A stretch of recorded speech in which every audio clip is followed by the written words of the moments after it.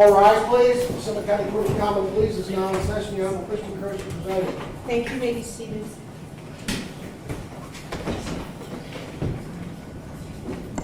Ms. Mitchell, go ahead and call the case, please.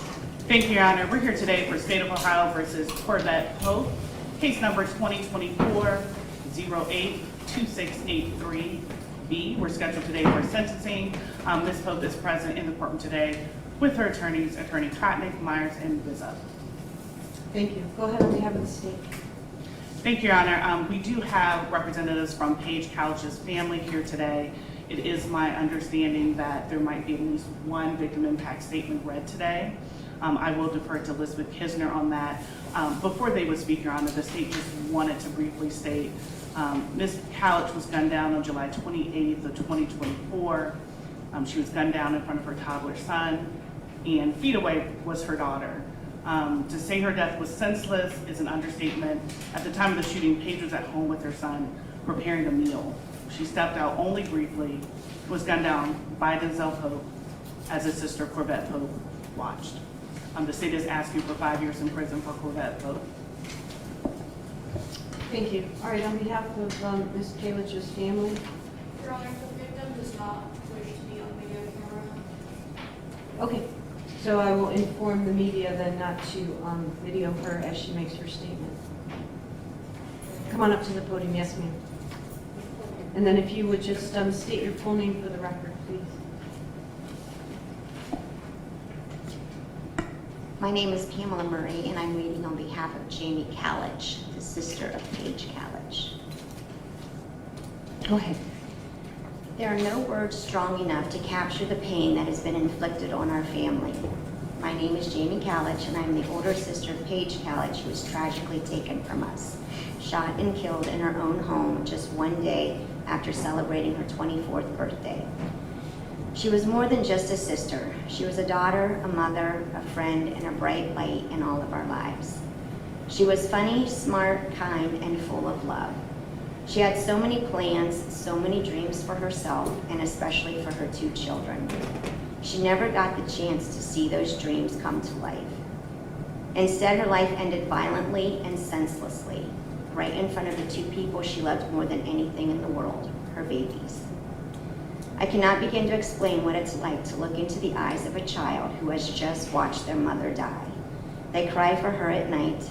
They ask questions I will never have good enough answers for.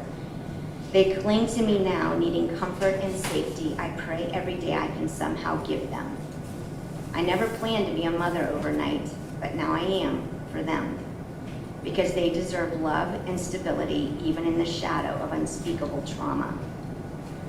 My sister should be here. She should be tucking her kids in at night. She should be laughing with them, teaching them and protecting them.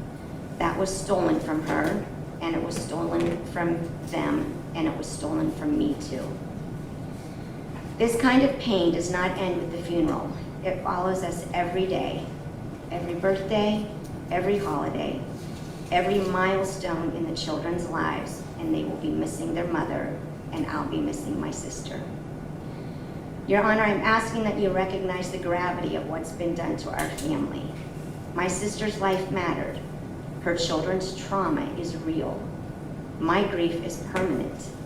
The consequences of this crime extend far beyond one act. It has shattered an entire family. I carry this pain every day, but I also carry my sister's memory. I will raise her children with all the love she had given to them, and I will never stop wishing things could have been different. Thank you very much. That's all of the victim impact statements, Your Honor. Thank you, Ms. Kisner. Anything else on behalf of the state? Your Honor, I believe one other person may want to speak as well on Paige Calich's behalf. Hold on a second. Do you consent to be videotaped? That's fine. Okay, come on up to the podium.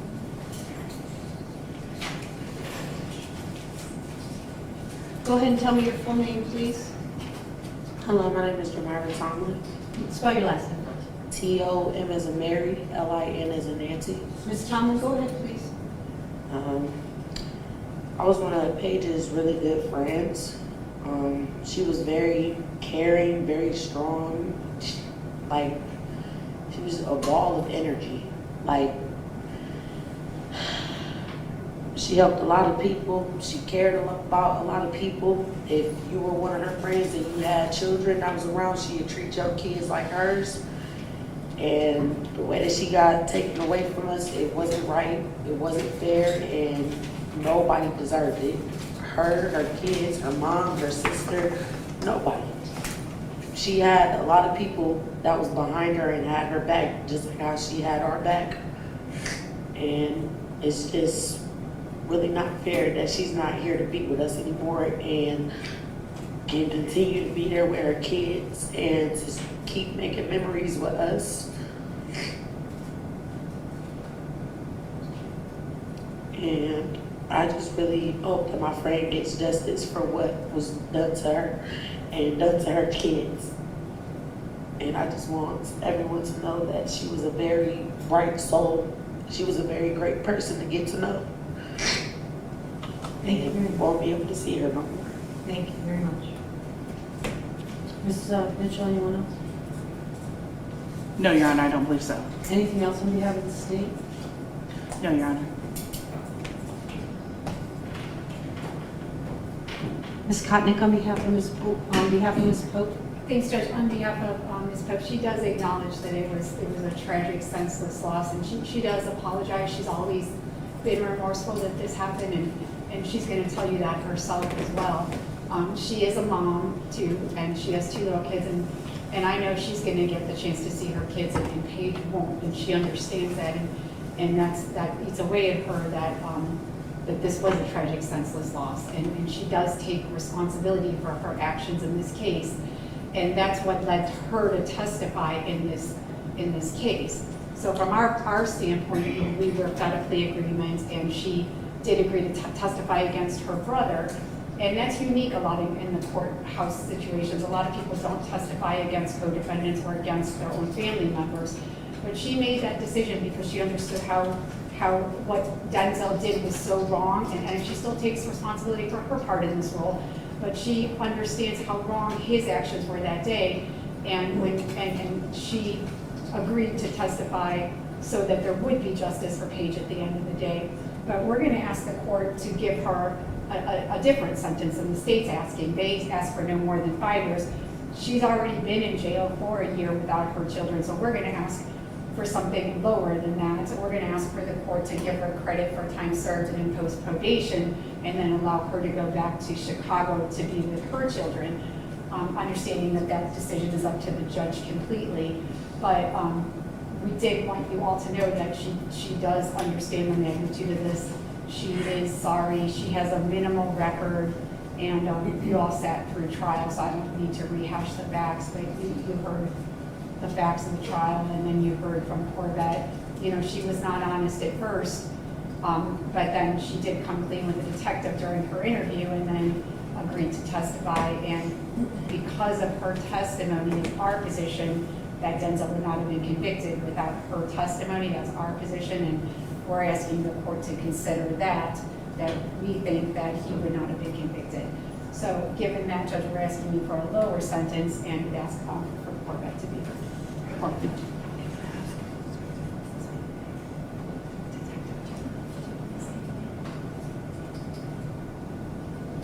Ms. Pope?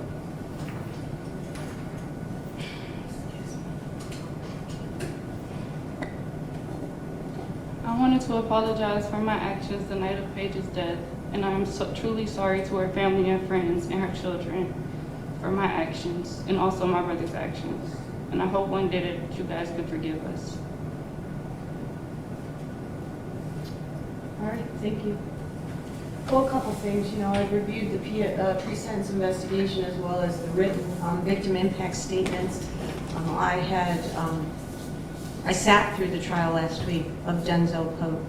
I listened to the evidence, and what astonishes me more than anything is that over a physical fight, the death of someone resulted. And if this is how people in their 20s handle controversy, our society is doomed. Because that is not how we handle controversy. Furthermore, I love the way that you have somehow turned all of this as if you're the hero. I understand that the state has a responsibility to maybe make a deal with the bad actor in order to get the worst actor. Make a deal with the devil and get the devil's other half. But you are not innocent in this. I knew it from the time you testified. You minimized your behavior. Your friend Honesty took the stand. And she, by the way, I believe is the only one that told the truth that day. You weren't going over there to get an apology. Who goes to get the apology? The apology comes to you. You were going over there to beat up Paige, and that's why you had Honesty and your brother with you as backup. So for you to sit there and claim all of these things, I was not born under a rock, neither was the jury, and they didn't believe that portion of your testimony. You had guns in your house. Your brother clearly came out of your house with that gun. You have children in that house, and you let him store a gun in that house. You knew he committed a robbery in February in Youngstown, was on bond, knew he was charged with weapons charges, wasn't allowed to have a weapon then, and still let him have weapons in your house. So you are not an innocent actor. You are not the savior of the state's case. I believe the evidence was strong enough they could have proceeded and convicted Denzel without your testimony. And you'd be looking at significantly longer time in prison. That being said, you are not deserving of community control. And therefore, based on the facts and circumstances of this case in consideration of the relevant sentencing factors, applying the minimum sanction the court has determined will protect the public and punish the offender without imposing an unnecessary burden on state or local resources. I'm imposing the following. On the amended charge of involuntary manslaughter, a felony of the first degree, I'm giving you an indefinite sentence of a minimum of 5 to a maximum of 7.5 years in the Ohio Department of Corrections. On count 7, obstructing justice, I'm giving you 36 months in the Ohio Department of Corrections. I'm running those 2 counts concurrent and not consecutive for a total indefinite sentence of 5 to 7.5 years in the Ohio Department of Corrections.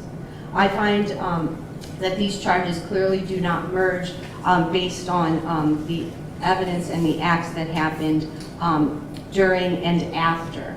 Furthermore, I find that after serving your sentence, you will be facing 2 to 5 years of mandatory post-release control, which again is supervision by the Adult Parole Authority. Any violations of their rules could subject you to being returned to prison for up to half of your prison term for all violations of their rules and regulations. You'll be given credit for 378 days that you have served in the Summit County Jail. And while you may receive good time or earned credit, it is possible for you to earn good time credit of 5 to 15% against your minimum sentence for good behavior. I have the right to deny that good time credit, but before doing so, I must have a hearing in order to make that decision. Regardless of whether you receive good time credit, you will be released when you finish your minimum term unless the Ohio Department of Corrections determines that you must remain in prison for bad conduct. If you are not released when your minimum term ends, you will serve an additional specified period of time and be given a new release date. You will also be released on that date unless you are again denied release for bad behavior. This process could repeat until you are released or you finish your maximum term. I am not imposing any fines, but I will take judgment against you for the cost of this prosecution, and there will be a minimum of $5 a month paid to the Summit County Clerk of Courts from your commissary account every month, and it will not exceed $5. I hope you take the next 5 years, or 4 years, whatever it is, to consider how you decide you want to raise your children when you get out of prison, because if you don't break the cycle, it's going to keep continuing. You'll be conveyed to the Ohio Department of Corrections at Marysville through the Ohio Department of Corrections, and you'll be housed there for the pendency of your sentence. Anything else on behalf of the state? No, Your Honor. Ms. Kotnick? No, thank you. We're adjourned.